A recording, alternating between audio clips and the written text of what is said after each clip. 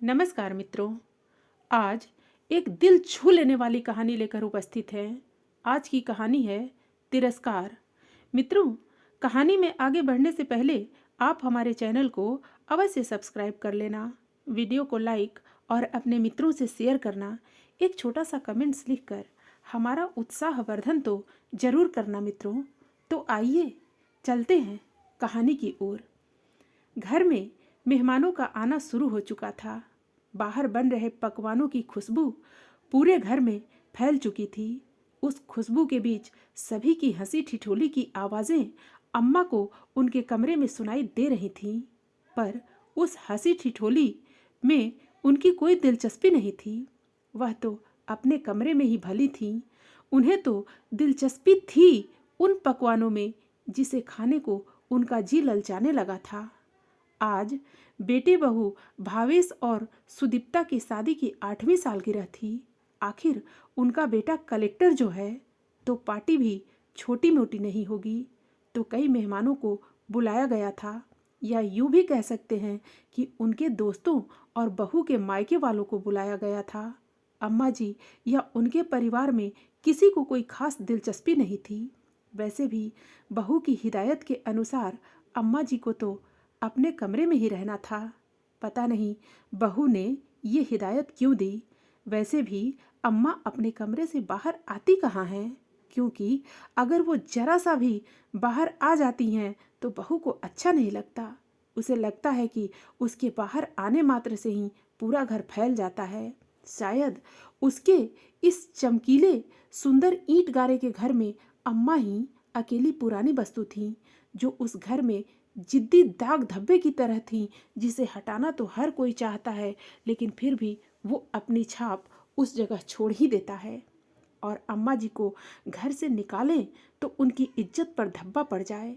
लोग कहने ना लगे कि इतना बड़ा कलेक्टर अपनी माँ की देखभाल नहीं कर पाया, इसलिए मजबूरी में ही सही अम्मा जी को घर में रख रखा था, लेकिन बस उनके कमरे तक सीमित कर रखा था। तभी अचानक दरवाजा खुला और बहू सुदीप्ता अम्मा के कमरे में आई। उसके हाथ में कोई पैकेट था। अम्मा जी के बिस्तर पर उसे रखते हुए बोली, अम्मा जी, इसमें साड़ी है, पहन लेना। कहीं कोई भूले चूके मेहमान कमरे में आ गया तो आपकी साड़ी को देखकर हमारी इज्जत तार तार हो जाएगी।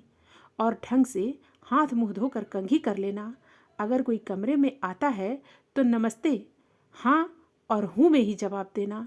ज़्यादा बोलने की ज़रूरत भी नहीं आपको। सुदीप्ता अपनी धुन में बोले जा रही थी, पर अम्मा, उनका ध्यान अभी भी सिर्फ पकवानों की खुशबू पर ही था। तभी सुदीप्ता उनके कंधों पर हाथ रखकर उन्हें झंझोड़ते हुए बोली, अरे सुन रही हैं ना आप, मैं क्या कह रही हूँ? हाँ हाँ बहू, क्या बन रहा है आज? अम्मा ने अपनी जबान को होठों पर घुमाते हुए कहा। सुदीप्ता ने अपना माथा पीट लिया और फिर से बोलना शुरू किया, हे भगवान, जब देखो बस खाने की लगी रहती है। कुछ कहा मैंने? आपने वो सुना या नहीं? ढंग से तैयार हो जाना, बाहर आने की ज़रूरत नहीं है। कोई आए तो हाँ और हूँ में ही जवाब देना, इसके अलावा कुछ बोलने की ज़रूरत नहीं है। सुदीप्ता एक बार फिर अम्मा को उंगली दिखाकर समझाते हुए बोली। अम्मा ने हाँ में सिर हिला दिया और इतना ही कहा, बहुत भूख लगी है, कुछ खाने को दे दे। सुबह सिर्फ एक कटोरी दलिया खाया था। सुदीप्ता ने उन्हें घूर कर देखा, जैसे पता नहीं अम्मा ने उससे सारी संपत्ति मांग ली हो, और फिर कमरे के बाहर चली गई। थोड़ी देर बाद घर में काम करने वाली कमलाबाई कमरे में आई और अम्मा को एक थाली देते हुए बोली, अम्मा, अभी तो ये खा लो। अम्मा जी ने ललचाई नज़रों से प्लेट में देखा तो एक रोटी, थोड़ी सी दाल और आलू की सूखी सब्जी रखी हुई थी। अम्मा ने उसकी तरफ आशा भरी नज़रों से देखा तो कमलाबाई बोली, अम्मा, अभी तो पकवान बन रहे हैं ना, पूरी तरह से तैयार नहीं हुए, इसलिए मैं सुबह का ये बचा हुआ खाना ले आई हूँ, ताकि कुछ देर तो आपकी भूख शांत हो। अम्मा को भूख तो जोरों से लगी थी, इसलिए थाली लेकर उस थाली पर ही टूट पड़ी। अम्मा को इस तरह खाना खाते देखकर कमलाबाई की आंखों में आंसू आ गए। मन ही मन सोचने लगी, कोई कह सकता है ये कलेक्टर साहब की माँ है? वो कलेक्टर साहब जिनकी काफ़ी इज्जत है और खूब पैसा कमा रहे हैं। उनके बेटे बहू को देखकर तो बाहर वाले भी इनकी किस्मत पर रश्क करते हैं, पर इनसे तो हमारी किस्मत लाख गुना अच्छी है।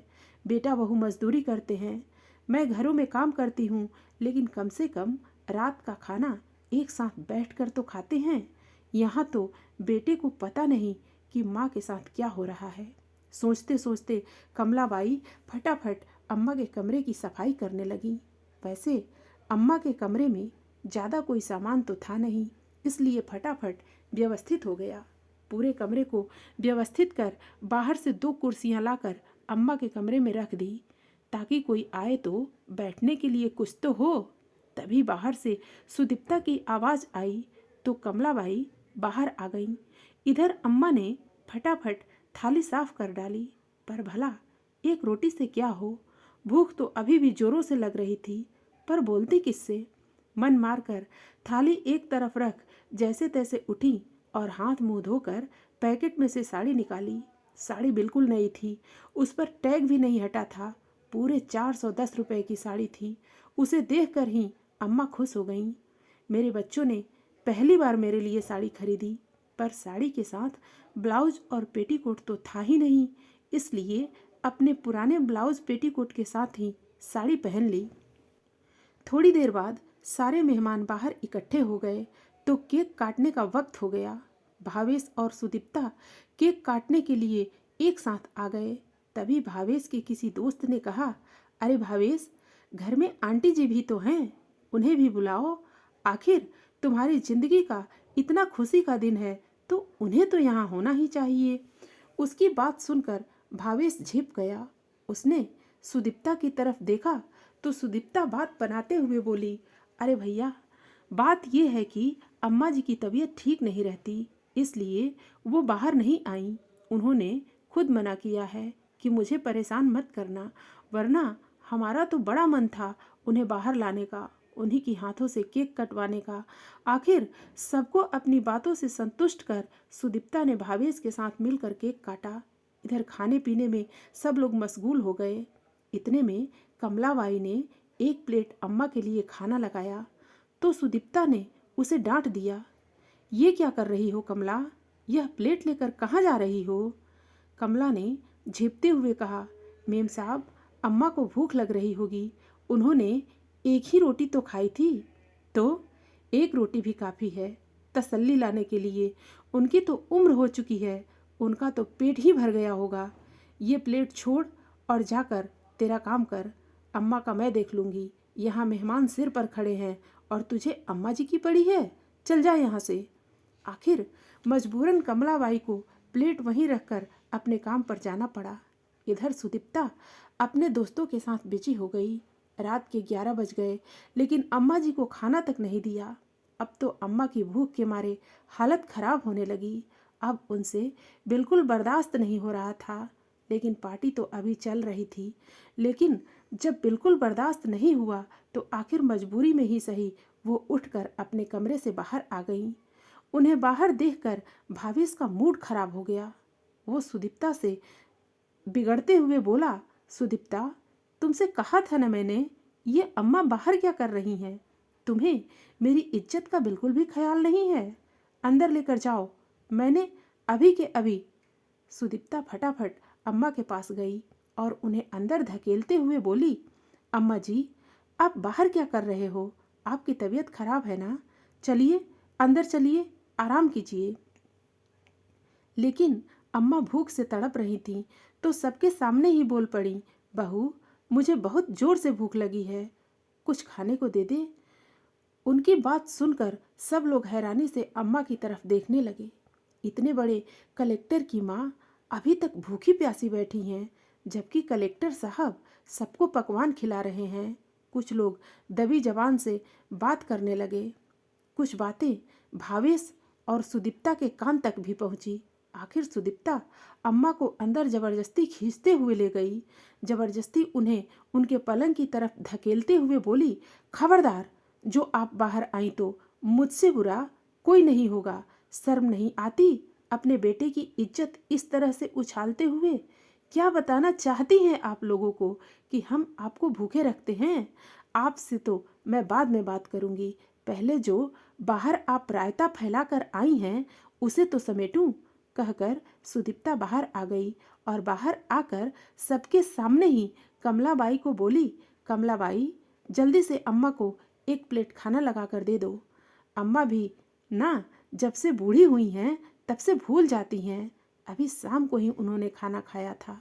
सुदीप्ता ने बात को घुमाने की कोशिश की। कमलाबाई फटाफट एक प्लेट में खाना लगाकर अम्मा को देने गई तो देखा कि अम्मा रो रही थीं। कमलाबाई को देखते ही अम्मा बोली, देख कमला, बहू ने कितनी जोर से धक्का मारा है मुझे। मेरे हाथ पर चोट लग गई। रोते रोते अम्मा ने अपनी चोट कमला को दिखाई जिसमें से खून रिस रहा था। कमला अम्मा के पास बैठते हुए बोली, काहे बर्दाश्त करती हो अम्मा जी? भला आपके पास क्या कमी है? फिर आप बेटे बहू की मोहताज क्यों? जानती हूँ कमला, गांव में मेरे पास जमीन जायदाद सब कुछ है। चाहूँ तो आज अपने लिए नौकर रख सकती हूँ, लेकिन परिवार तो चाहिए ना। मैं अकेले क्या कर लूँगी? वहाँ की खेती बाड़ी से जो भी पैसा आता है वो सब भी तो बेटे बहू रख लेते हैं। ये दोनों अच्छे से जानते हैं कि इनके अलावा मेरा कोई भी नहीं है, तो आखिर मैं कहाँ जाऊँगी? इसलिए ये लोग मेरे साथ। कहते कहते अम्मा की रुलाई छूट गई। अम्मा, पति के बगैर बेटे को पढ़ाकर कलेक्टर बना सकती हो, अपने दमखम पर पूरी जमीन जायदाद तो संभाल ही सकती हो, और आप कह रही हो कि आप क्या कर सकती हो? आपके इतने बुरे दिन भी तो नहीं आए कि आप रोटी के लिए मोहताज हो जाओ। अम्मा, भले ही एक रोटी खाओ, लेकिन स्वाभिमान की तो खाओ। इतने में बाहर से सुदीप्ता ने कमलाबाई को आवाज़ लगाई तो कमलाबाई फटाफट कमरे के बाहर चली गई। कमलाबाई की बात का अम्मा पर बहुत गहरा असर हुआ। काफ़ी देर तक आंखों में आंसू लिए वो उस खाने की प्लेट को देखती रहीं, लेकिन जोरों की भूख लगी होने के बावजूद भी उन्होंने उस प्लेट को छुआ तक नहीं। थोड़ी देर बाद कमलाबाई प्लेट लेने कमरे में आई तो देखा कि खाना ऐसे ही रखा हुआ था। अम्मा बस छत की तरफ निहार रही थीं। कमलाबाई ने पूछा, क्या हुआ अम्मा, आपने खाना नहीं खाया? नहीं चाहिए मुझे ये तिरस्कार की रोटी, ले जा इसे वापस। कमलाबाई ने अम्मा को मनाने की कोशिश की, लेकिन अम्मा ने खाना खाया तक नहीं। तब तक बाहर पार्टी भी खत्म हो चुकी थी। सुदीप्ता और भावेश भी कमरे में आ गए और आते ही अम्मा पर चिल्लाना शुरू कर दिया। क्या ज़रूरत थी आपको बाहर आने की? थोड़ा सा भी मेरी इज्जत का ख्याल नहीं था आपको? आपको सब कुछ मुफ्त में मिल रहा है तो कद्र नहीं है? एक खाने के पीछे इतना बवाल कर दिया। लोग दबी जुबान में कैसी बातें बना रहे थे। अगर ऐसा ही चला तो आपको वापस गांव भेज देंगे, फिर रहना अकेले। इतने में सुदीप्ता की नज़र खाने पर पड़ी। लो, जिस खाने के पीछे इतना हंगामा किया वो प्लेट तो ऐसे ही भरी पड़ी है। खाना है तो खाइए, नहीं तो भगवान का नाम जपिए। मुझसे नहीं उठाए जाते आपके नखरे। उसने भावेश की तरफ देखते हुए कहा। बस भावेश, बहुत हो चुका। मैं नहीं उठा सकती इनके नखरे। इनको वापस गांव भेज दो। ठीक है, मैं कल ही इन्हें गांव भेज देता हूँ। वहाँ अकेली रहेंगी तो अकल ठिकाने आ जाएगी।